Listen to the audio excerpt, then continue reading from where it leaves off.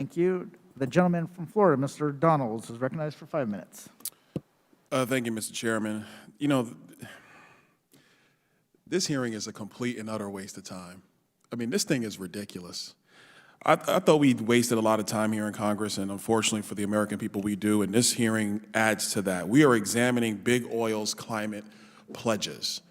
These are multinational companies, and you're trying to get them you're trying to force them to adhere to pledges that the majority party wants them to make about climate change. I fail to see how that is the responsibility for the Oversight Committee to enforce pledges that they choose or choose not to make. That's not our purview. That's not our job. I think so much of what we should be doing here is focused on what we can actually control. Let's talk about the genesis of these pledges, the actual Paris Climate Accords, which, by the way, are not a treaty because the President of the United States has not brought it to the Senate to be ratified.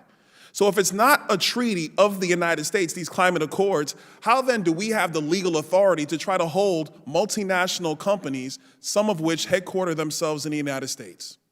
Can somebody explain that to me, where this body, the House of Representatives, has the ability to literally bully companies into adhering to a climate pledge based upon a climate accord, which is not even a treaty of the United States, because Joe Biden won't take it to the Senate because the Senate will not ratify said treaty? None of this makes sense. But let's go into the other things that don't make sense. The price of oil is now $90 a barrel, give or take. Instead of allowing producers in the United States to actually go and drill for this oil, mind you, in a much more environmentally friendly way, Joe Biden doesn't want our domestic producers to go get the oil. He wants to go ask OPEC to go get oil. And then he wants to go ask Russia for oil because, yes, we are importing oil from Russia. You know, that country that's now looking at Ukraine. And so he's trying to tell the Russians, we're going to cut off Nord Stream 2 if you go into Ukraine, but at the same time, we're importing oil from Russia. Again, none of this makes any sense.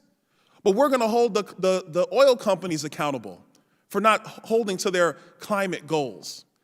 You know what the funny thing is? Joe Biden and the Democrats are doing the same exact thing that the oil companies are doing.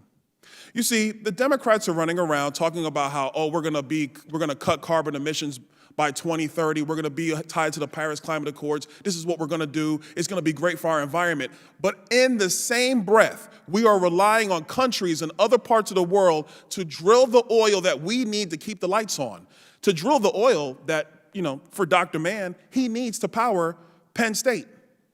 Dr. Mann, at Penn State, are you guys, are you at zero emissions at Penn State right now?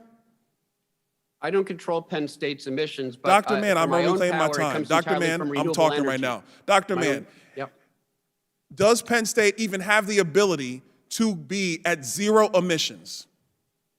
They have a goal to do that, but I don't Dr. set their Mann, standards. if Penn State went to zero emissions today, would you freeze in your office and would your students freeze in their classrooms and their dorms? That's the silliest question I've heard today. It's not a silly question because that's actually the one question that makes sense. If you cut off energy, people will freeze. If you cut off energy, economies cannot thrive. If you cut off energy, then what we're arguing about right now with respect to what the big oil's climate pledges will not matter because every member of Congress, every member of the Senate will have constituents who will be furious because they simply cannot heat their homes at a time where, yes, it is cold outside. And anybody in D.C. knows right now it is cold. Like I said, this is a ridiculous hearing. We should be focused on so many other things like why is it that the barrel of oil is going to $90 a barrel right now and will probably go higher, and what that means for people who live in the northern states in the United States when it comes to heating their homes. Why have their heating costs doubled in the last year? Why have they gone up?